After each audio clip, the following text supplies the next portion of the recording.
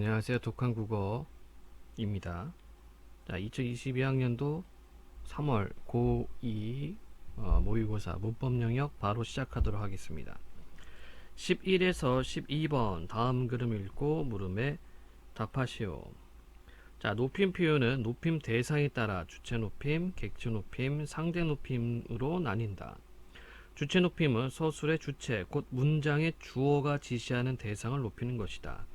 현대국어의 주체 높임은 서나마로미, 의시나 주격조사, 깨서, 특수어휘, 잡수시다, 계시다 등을 통해 실현된다. 자, 한번 끊고 가볼까요? 그래서 높임 표현이라고 하는 것은 이제 우리말의 어떤 특징이 되겠죠. 그래서 이제 주어를 높인다, 주체, 또 목적어나 부사를 높인다, 객체, 그리고 청자, 듣는 사람을 높인다, 상대, 이렇게 세 가지로 구분이 됩니다. 그래서 주어 높임 같은 경우에는 서나마로미, 의시, 주격조사, 깨서, 특수어휘 등을 통해서 높일 수가 있겠습니다. 자, 계속해서 질문 보도록 할게요. 중세국어의 주체 높임도 서나마어미 아의시로 실현되었으며 이는 아의샤로도 나타났다. 또한 좌시다, 겨시다 등의 높임을 나타내는 특수어휘도 존재했다. 자, 지금 A 부분 묶여있죠. 저렇게 묶여있으면은 A 부분 문제 바로 풀 수가 있다는 얘기입니다. 자, 주체 높임은 일반적으로 주체의 나이가 화자보다 많거나 사회적 지위 등이 화자보다 높을 때 실현된다. 하지만 주체와 청자의 관계, 담화 상황 등을 고려하여 주체가 높임의 대상이라도 높이지 않거나 주체가 높임의 대상이 아니라도 높이기도 한다. 가령 방송과 같은 공적 담화에서는 객관성을 고려하여 주체를 높이지 않는 경우가 있다. 또한 주체의 신체 일부, 소유물 등 주체와 밀접한 관련이 있는 대상을 높임으로써 주체를 간접적으로 높일 수도 있는데 이를 간접 높임이라 한다. 자, 그럼 A 부분 문제 한번 보도록 해볼까요? 자, 11번 문제하고 연결됩니다. 적절하지 않는 것. 자, 그리고 지금 이렇게 보기가 나와 있고 선지가 순서대로 되어 있어요. 바로 매칭 시키면은 좋을 것 같습니다. 기억, 아버지께. 선생님께서는 책이 많으십니다. 1번. 기억에서는 선생님의 소유물인 책을 높임으로써, 자, 확인해 볼까요? 책이 많다, 많으십니다. 의시를 썼죠? 선생님을 간접적으로 높이고 있다. 네, 간접 높임 맞습니다. 자, 니은. 방송에서 세종대왕이 한글을 창제했습니다. 자, 니은에서는 담화의 객관성을 고려했죠. 이때 담화의 객관성이라는 것은 바로 방송이라는 얘기죠. 세종대왕을 높이지 않고 있다. 네, 적절한 설명. 디귿. 수업에서 선생님이 발표할 어린이는 손 드시면 됩니다. 자, 지금 어린이를 손을 들다, 드시다 이렇게 높였어요. 3번. 디귿에서는 수업이라는 담화 상황을 고려해 어린이를 높이고 있다. 맞는 설명. 리을. 어린 손자에게 너희 엄마는 언제 출근하셨니? 4번. 리을에서는 주체인 엄마와 청자인 손자의 관계를 고려해 엄마를 높이고 있다. 역시 맞는 설명입니다. 자, 미음. 할아버지께 아버지는 아직 병원에 가지 않았습니다. 5번. 미음에서는 주체인 아버지와 화자의 관계를 고려해 아버지를 높이고 있다. 자, 아버지 안 높였어요. 그쵸? 아버지는 아직 병원에 가지 않았습니다. 자, 씁니다는 이제 청자 높임이 되는 거고 상대 높임이죠. 이거 누가 높인 겁니까? 네, 할아버지 높인 거죠. 그래서 5번의 설명 아버지를 높였다. 예, 틀렸네요. 답은 5번. 자, 다시 지문 내용 확인하도록 하겠습니다. 자, 객체 높임은 서술의 객체인 문장의 목적어나 부사가 지시하는 대상을 높이는 것이다. 현대국어의 객체 높임은 부사격 조사 깨, 못이다, 엽주다 등의 특수어휘를 통해서만 실현된다. 자, 그래서 부사격 조사 깨, 그리고 특수어휘. 자, 여러분들 조심할 것은 뭐냐면요. 이 부분 잠깐. 자, 객체 높임이라고 하는 것은 두 가지를 높입니다. 어떤 거요? 부사어를 높이거나 목적어를 높입니다. 부사를 높일 때는 깨, 예, 부사격 조사 깨, 그리고 특수어휘 이 두 가지를 이용해서 높이고요. 목적어를 높일 때는 이때는 목적격 조사 높이는 게 없어요. 이때는 그냥 특수어휘만 사용합니다. 요거 구분을 하시길 바라고요. 자, 다시 지문입니다. 자, 중세 국어의 객체 높임은 부사격 조사 깨나 매시다, 모시다, 엿잡다 등의 특수어휘뿐만 아니라 객체 높임 서너마러미, 삽, 잡, 잡 등으로도 실현되다. 자, 요게 이제 여러분들 키포인트가 되는 거고, 중세국어에서 객체 높임 선어말어음에 관련된 문제가 굉장히 다양하게 있어요. 그리고 이게 뭐 모의고사에서도 자주 출제가 되고 있습니다. 현대국어는 객체 높임 선어말 어미가 없습니다. 자, 마지막 단락. 상대 높임은 화자가 대화의 상대인 청자를 높이거나 낮추는 것으로, 자, 이게 또 포인트예요. 청자를 높이거나 낮추는 것. 자, 객체 높임하고 주체 높임은 그 대상을 높여야지만 높임 표현인데, 이 상대 높임 경우에는 높이거나 낮추는 것이 높임법이기 때문에 조금 까다롭고 복잡합니다. 자, 계속 보겠어요. 자, 현대국어의 상대 높임은 주로 씁니다. 아라, 어라 등의 종결 어미로 실현된다. 중세국어의 상대 높임 또한 현대국어와 마찬가지로 주로 종결 어미로 실현되었지만 현대국어와 달리 상대 높임이 선어말 어미 이, it이 존재했다. 자, 상대 높임 선어말 어미, 자, 여기 보면은 옛니어 꼭지응입니다. 자, 선어말 어미 이는 평서형에서, it은 의문형에서 각각 나타나며 상대를 아주 높일 때 사용되었다. 아주 높임 표현. 자, 그럼 문제 12번 보도록 하지요. 12번 어딨냐? 자, 12번 문제. 윗글을 바탕으로 보기 A, B, C를 탐구한 내용으로 적절하지 않은 것은? 자, 중세국어 문제를 풀 때에는 이렇게 항상 현대국어 풀이가 있어요. 중세국어 문제는 국어사 영역입니다. 국어사 영역은요, 국어의 역사 파트예요. 그렇기 때문에 이 변천 과정, 이거와 관련해서 문제가 나옵니다. 때문에 중세국어하고 현대국어 같이 봐주고, 현대국어하고 뭐가 다른가, 그리고 매칭만 잘 해주면 되겠습니다. 자, 한번 볼까요, 그러면? 자, 박스 A, B, C 세 가지가 나와 있고, 선지도 지금 순서대로 되어 있죠? 자, 먼저 A 봅시다. 중세국어. 자, 현대국어 먼저 보는 겁니다. 대사가 하신 일이 아니면 누가 한 것입니까? 이렇게 되어 있죠? 자, 그러면 봐요. 바로 매칭 해주는 거예요. 대사가. 자, 그럼 차이가 뭐가 있어요? 중세국어에서는 주격조사 가가 없네. 현대국어에서는 가를 쓰고 있죠. 하샨, 그 다음에 현대국어는 하신, 이런 식으로 일이. 자, 여기서도 마찬가지 주격조사 이 안 쓰고 있죠.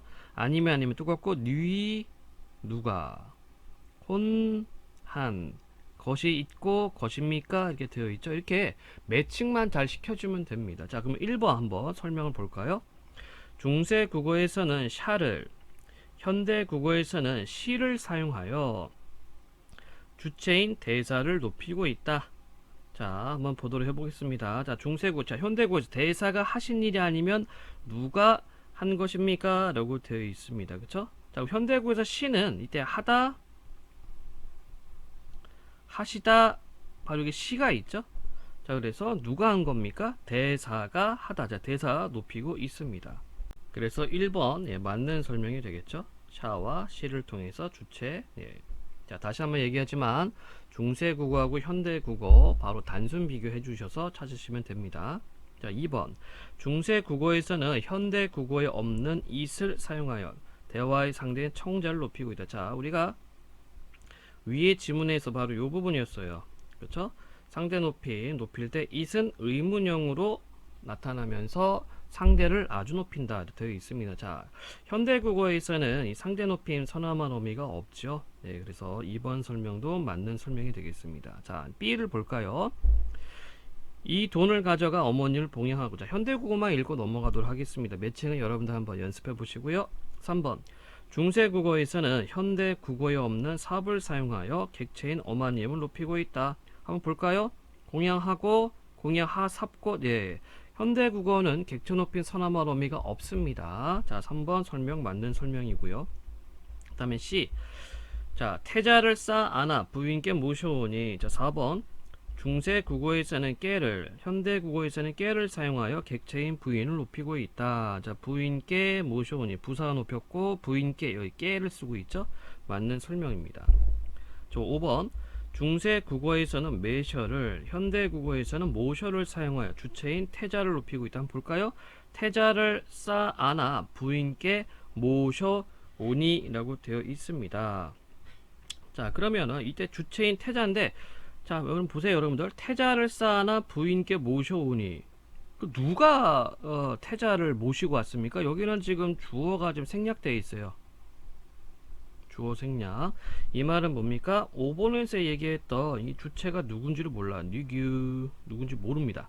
자, 그런데 5번 설명에서는 현대국어에서는 모셔를 사용한 주체인 태자를 높인다.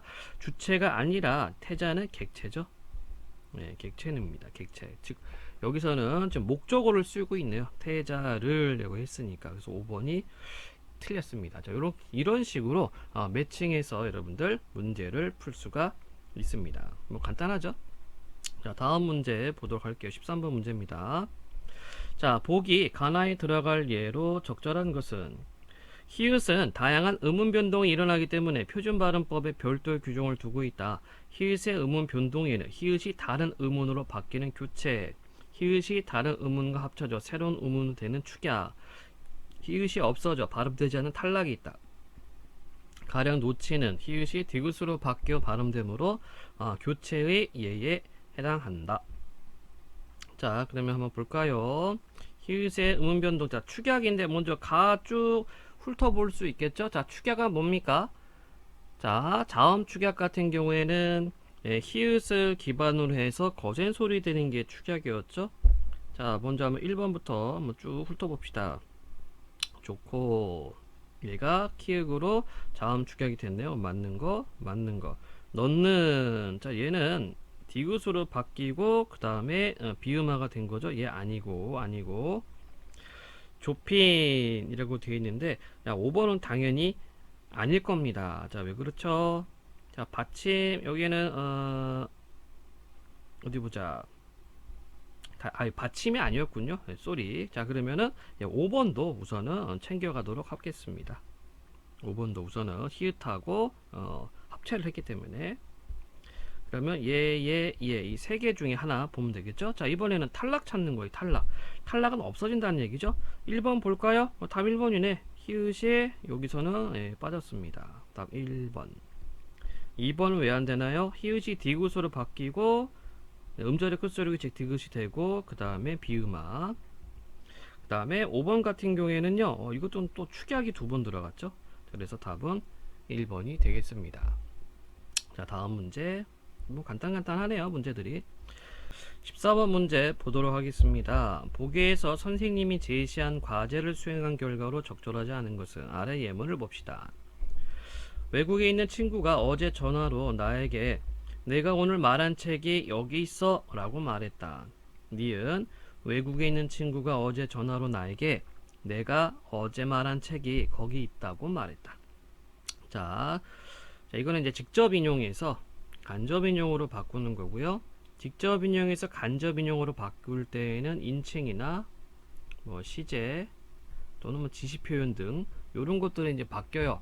그러니까 이거를 여러분들이 좀 이렇게 좀 자세하게 좀 이렇게 천천히 보면은 뭐 어렵지 않게 우리가 풀 수가 있어요. 왜냐면 이거는 우리가 일상생활에서 이미 이렇게 우리가 사용을 하고 쓰고 있는 표현들입니다. 자, 한번 지문을 보도록 할게요. 지문 봅시다. 자, 기억은 친구의 말을 그대로 전한 직접 인용이고, 니은은 친구의 말을 인용하는 화자의 관점으로 바꾸어 표현한 간접 인용입니다. 기억이 니은으로 바뀌면서 인칭대명사, 시간 표현, 지시 표현이 나, 어제, 거기로 바뀌었습니다. 또한 종결어미 어가 다로, 직접 인용의 조사 라고가 간접 인용의 조사 고로 바뀌었습니다. 이를 바탕으로 자료의 직접 인용을 간접 인용으로 바르게 바꿔든지 분석해 볼까요? 자료 직접 인용. 외국에 있는 형이 어제 전화로 나는 내일 이곳에서 볼 시험 때문에 걱정이 많아 라고 말했다. 간접 인용. 외국에 있는 형이 어제 전화로 자기는 오늘 그곳에서 볼 시험 때문에 걱정이 많다 라고 말했다. 여기 이미 틀렸죠? 간접 인용은 고만 써야 되겠죠? 많다고 말했다 이렇게. 자, 1번.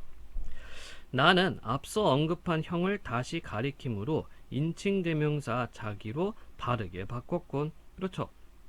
형이 어제 전화로 자기는 간접 인용입니다. 예, 잘 바꿨어요. 자, 2번. 내일은 인용을 하는 화자가 말한 시점을 기준으로 할 때, 자, 화자가 말한 시점입니다. 할 때 오늘이 아닌 어제로 바꿔야 한번 볼까요? 간접인용에서 말하는 화자는 뭐 형이 아니죠. 그래서 다시 한번 봅시다. 외국에 있는 형이 어제 전화로 자기는 오늘 그곳에서 볼 시험 때문에, 자, 근데 위에서 뭐라고 얘기를 했어요? 외국에 있는 형이 어제 전화로 나는 내일 이곳에서 볼 시험 때, 이제 내일이라고 얘기했어요. 어제 전화로 내일 이곳에 라고 얘기를 했습니다. 그러면은 간접인용을 보니까 외국에 있는 형이 어제 전화로 자기는 오늘 그곳, 오늘이라고 하면 오늘 그곳에서 볼 시험 때문에 걱정이 많다. 자, 그러면 화자는 지금 말하는 시점이 지금 현재입니다. 지금 현재예요. 현재. 자, 그렇다면은 어제 내일이니까 오늘이죠. 어제 내일 오늘입니다. 자, 그런데 여기는 지금 어제로 바꾼다? 아니죠. 바꿀 필요가 없습니다. 그냥 오늘로 쓰면 되겠죠. 2번이 틀렸네요. 나머지들도 확인해 볼까요? 세 번째, 이곳은 인용을 하는 화자의 관점에서 형이 있는 곳을 가리키므로 그곳으로 바르게 바꿨고, 네, 이곳은 형이 있는 곳, 그곳은 이제 화자가 말하는 곳. 그러니까 직접 인용과 간접 인용 여러분들 잘 구분을 하시면 될 것 같아요. 네 번째, 직접 인용에 쓰인 종교렴이 아를 간접 인용에서 종교렴이 다로 바르게 바꿨건 좋습니다. 많아, 많다. 5번 라고는 직접 인용에 쓰이는 조사이므로 간접 인용에 쓰이는 조사고로 바꿔야겠죠. 그렇죠? 맞는 설명이죠. 자, 그래서 틀린 것은 2번이 되겠습니다. 자, 다음 15번 문제 보도록 할게요. 자, 보기 기억에 해당하는 예로 가장 적절한 것은 부정표현 지 않다는 줄여서 잔타로 적을 수 있다.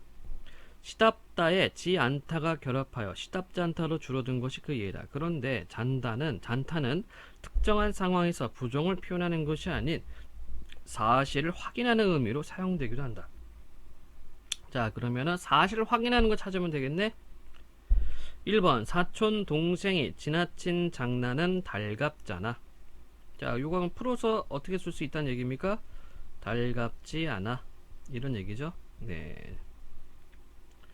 그때 거기 소나무 한 그루가 있었잖아. 이 답은 2번이네요. 이게 사실 확인이잖아. 근데 만약에 이거를 풀어서 쓴다면 있었지 않아, 이렇게 말하면 부정표현이죠. 그때 거기 소나무 한 그루가 있었지 않아, 그럼 없었다는 얘기거든요. 부정표현을 이렇게 쓸 필요는 없죠. 그래서 여기서의 잔하는 사실에 대한 확인. 3번 당신을 믿기에 이번 도전도 두렵잖아요. 두렵지 않아요. 부정표현이죠. 4번 작지만 소소한 행복이 있다면 남부럽잖아. 남부럽지 않아. 역시 부정표현. 힘들었지만 배운 게 많아. 성과가 적잖아요. 적지 않아요. 역시 부정표현이죠. 그래서 사실 확인 의미로 쓰인 것은 2번입니다. 그래서 이번 시험의 문법 문제들은 굉장히 간단한 문제들이었고요. 그리고 여러분들 문법 어려운 게 아닙니다. 문법은 어떤 일정한 규칙과 법칙이 정해져 있는 거기 때문에 문법에 대한 개념 그리고 용어에 대한 정리가 좀 이렇게 탑재가 되어 있으면은 굉장히 쉬운 영역이고요. 또 점수 좀 빠르게 점수 쉽게 딸 수 있는 영역이기도 합니다. 자, 그럼 오늘 설명 마치도록 하겠습니다. 감사합니다.